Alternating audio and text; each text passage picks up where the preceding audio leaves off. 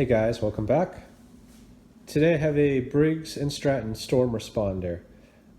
This machine, besides all the dirt on it, looks pretty clean. I don't see a lot of rust. It was stored in a garage, and of course it does not run. So it was listed as just needing a new fuel line. I think it needs a little bit more than that, and here's why I say that. I pulled the cap and immediately saw rust. And I assumed that brown on the bottom was also rust, but on a closer look, I actually think it's just the fuel color. So if I tip it away, you can see the bottom of the tank now actually looks pretty good. Well, besides all the debris down there. So that has to be cleaned out at a minimum. Also, he said it needed a new fuel line, and there's one right here. It looks fine. I actually had to cut a little piece off it because the fuel line had gotten stretched out, so when you put it on here it wasn't making a seal, and just by cutting off like a 1/2 inch to 1 inch, you know, I can now put this on and it's a pretty snug fit. I did open this petcock. It looks brand new, by the way, so I think he had done some work here, and the fuel did come out, so I am going to just give it a quick try. I'm not expecting this to work. At least I hope it doesn't work, because my garage door's closed. But you know, the ignition's on, choke's on, and the fuel's on. So let me just set you up in a stand and we'll give it a quick try.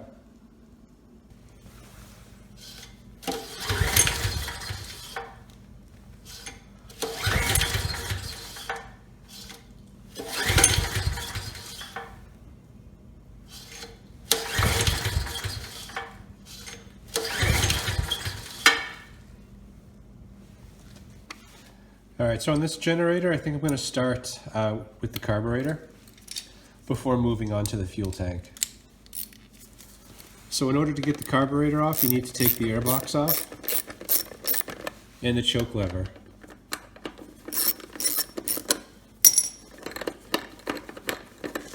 This cover's already loose, so I think someone's already been in here.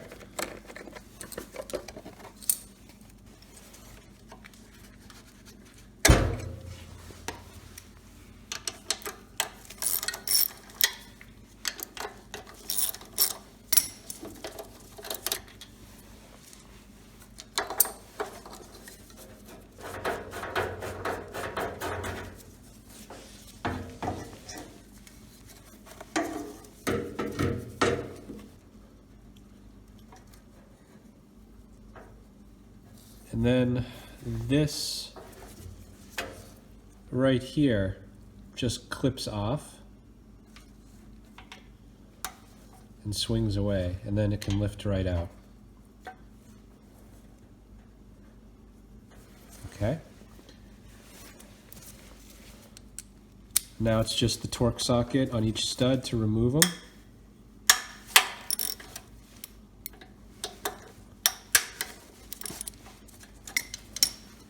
And actually, before removing them completely, I'm going to take the fuel line off. It's a lot easier to get it off, you know, when the carburetor is still relatively locked in.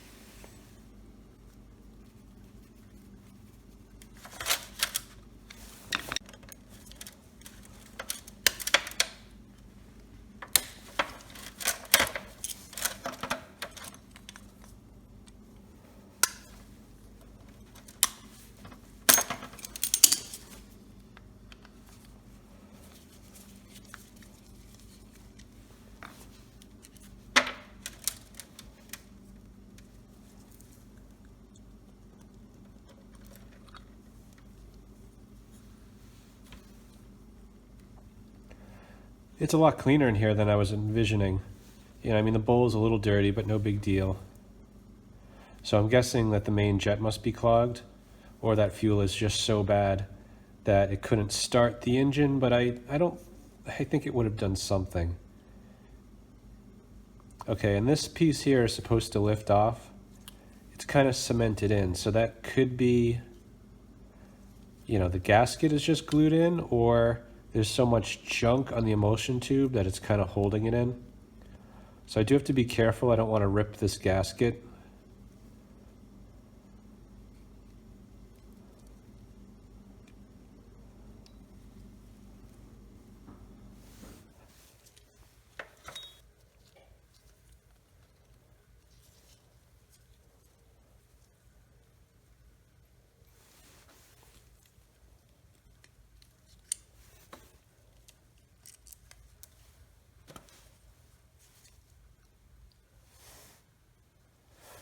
Okay, and to get this jet out, I usually just use the pin for the float and just give it a little push.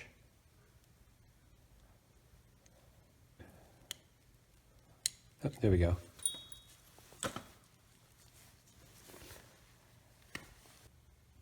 Okay, so there is no light coming through that main jet. So that is why, that's the main reason why this generator won't run. I mean, obviously the stuff in the gas tank is not helping, but there is a fuel filter, and you know, if this carburetor is cleaned, it should actually run just fine. I will clean the gas tank out anyway, so I'm very carefully using torch tip cleaner to just poke out the stuff that's in there. You got to be careful though, because the torch tip cleaner has almost like a file on the side, and you don't really want to alter the shape of the jet. I don't know how well that shows up, but now you can see the light is coming through. So now I'm just going to put this all in the ultrasonic and make it spotless.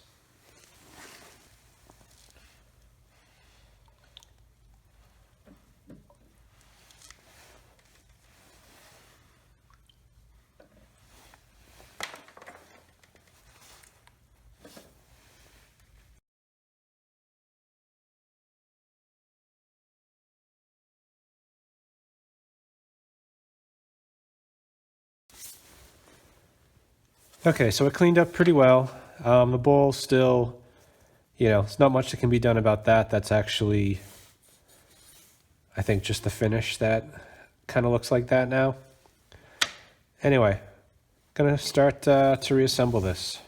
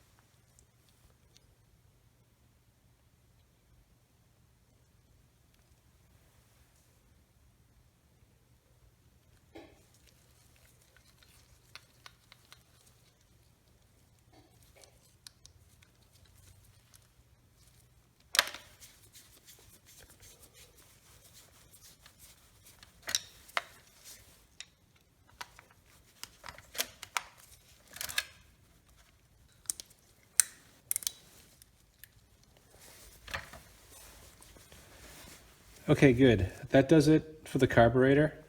Now I'm going to focus on taking care of the fuel tank.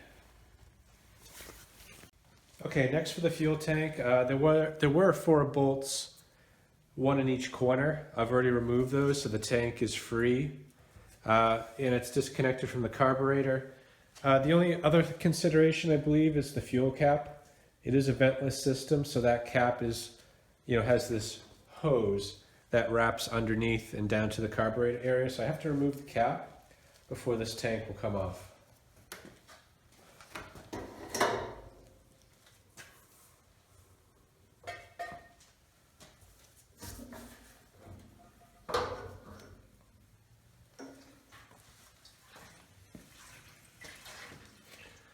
All right, now that that's off, I'm just going to swish it around a bit, try to break up some of the loose stuff.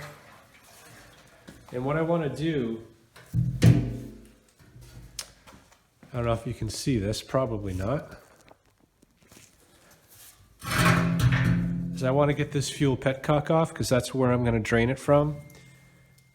You can't actually drain it from the top because it has like this reverse anthill thing, so you're not going to be able to get that sludge out through the top.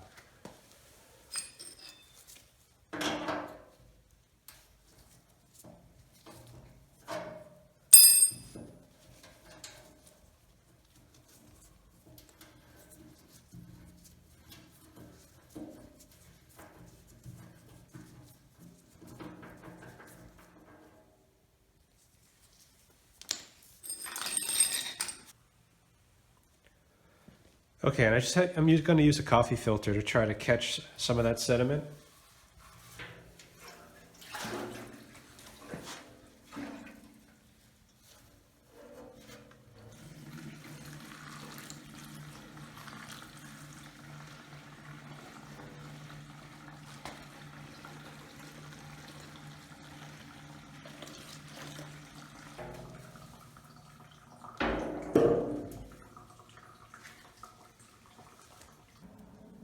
Okay, so you didn't miss much. I just basically poured the old gas back in, swished it around, and let it drain out. And I did that, many times until I was not getting many particles out. And what I was getting out, just to show you, it's these little black pellets. And I believe it is rust. I've been looking in the tank. I can't see anything, but my area of vision is kind of limited to just this area, so there could be something going on somewhere else. And I did reach up kind of on the top, and actually I think that's where the rust is coming from. There must have been some water in the fuel, and then it evaporated and probably condensed on the top, I'm guessing. So it started to form some rust. Anyway, the tank is clean. It's in no danger of failing. The filter has been put back in. So that will keep rust from leaving the tank if any more should flake off and clogging up the carburetor.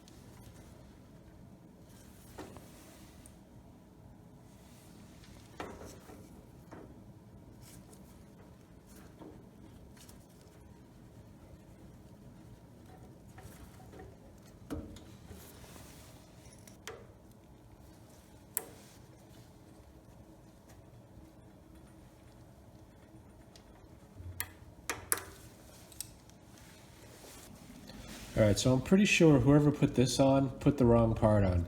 For two reasons. One is, according to the label, to the right is off, but this one says on. So it's opposite. Also, this hose, I mean it's on, but not really. You should not be able to do that. So I did try the next fuel line size down, and it fits on there perfectly. You know, unfortunately, this carburetor expects a 1/4 inch hose.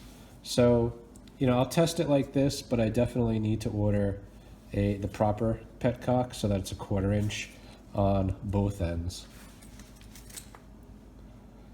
Anyway, it's been a few minutes. The carburetor's not leaking, so I'm just going to finish putting the air box together, and then we can bring this outside and give it a try.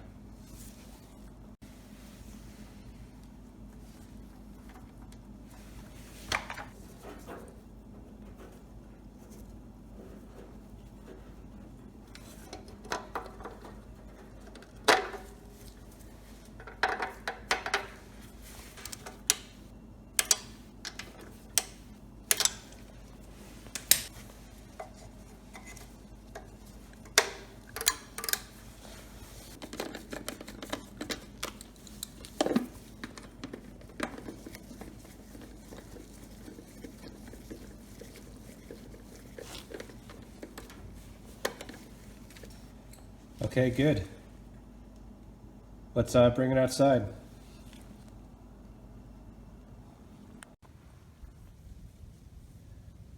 All right, let's see how this thing sounds.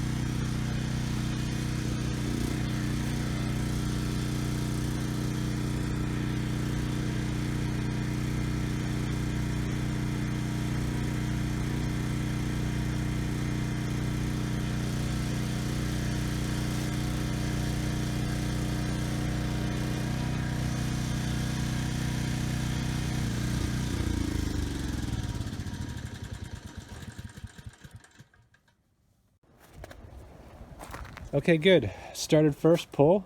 The engine sounds good. No hunting or surging. Engine speed is good. There's really not much more to say about this machine. Just needs a new fuel petcock, and you know, we're done. So for the purposes of this video, we are done. So thanks for watching.